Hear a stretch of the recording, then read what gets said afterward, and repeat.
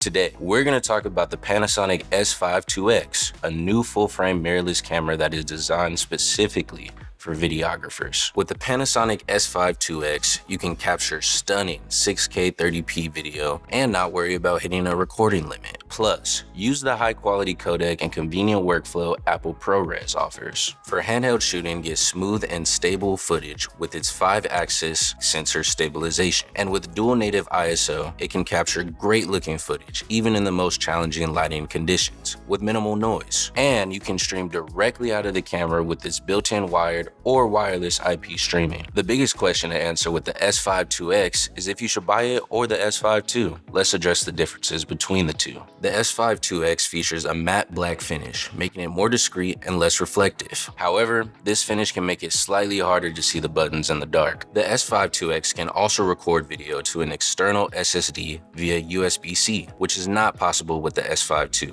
Another significant difference is the S5 II X can output raw video via Hdmi to an external recorder, while the S5 II requires a $200 firmware upgrade for that functionality. That leads us to if you should buy the S5 II or the S5 II X. That's answered in the last mentioned feature, the $200 upgrade. That's the price difference between the two, and you get more with the S5 II X for the same money if you consider the upgrade price. When it comes to frame rates, the Panasonic S5 II X doesn't disappoint. You can shoot in a wide range of frame rates, from 24 to 180 frames per second in HD, 24 to 60 frames per second in 4K, and 24 and 30 frames per second in 6K. A welcome feature is its 5-axis in-body image stabilization. This means that even if you're shooting handheld or in challenging conditions, the camera compensates for any camera shake. We put the S5 II X to the test to see what you can expect its performance to be in the real world. We tested its dynamic range, low light performance, rolling shutter, battery life,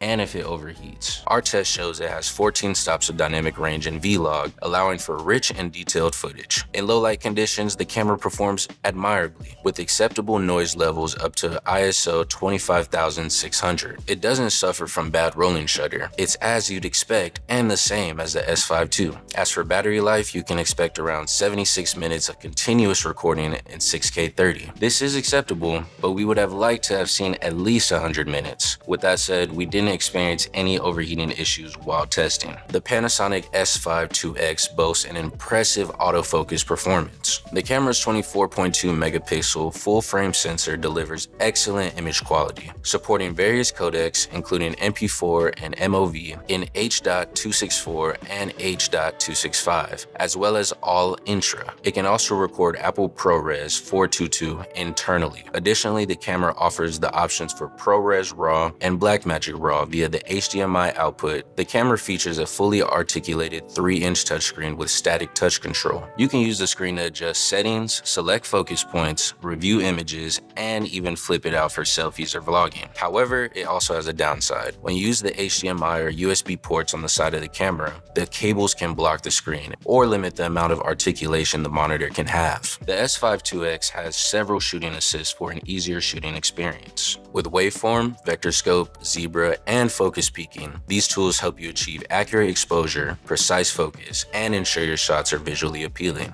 Featuring dual SD UHS 2 card slots, allowing for backup or relay recording. It's important to check the compatibility with the specific SD cards that you intend to use. Panasonic offers a list of compatible media, so don't make the mistake of buying unsupported media. Additionally, the camera supports recording to an external SSD. This provides flexibility and convenience for high-quality video storage. Not to mention it's the lowest cost storage option. Again, it's crucial to verify the compatibility of the SSDs you plan to use.